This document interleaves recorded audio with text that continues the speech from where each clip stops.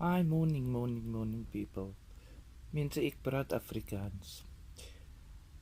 Ons is almal baie ge-worried, ons is baie ge-invest in die saak van Jocelyn Smith. I would like to know, ek sal like om te weet, wat dink die mense van Kelly wat nou gedecide het sy gaan die witnesses roepie, sy gaan die praatie. As a mother, what do you think of her? Firstly, haar kind gaan vir haar famous maak. Secondly, sy dink meer van Boeta as wat sy dink van haar kind.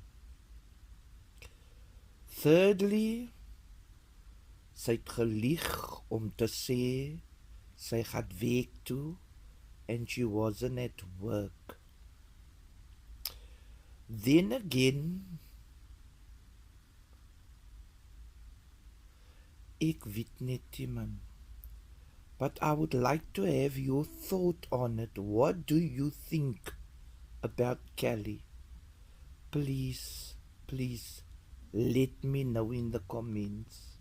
What do you think about Kelly? Because we will never know what she did to that child.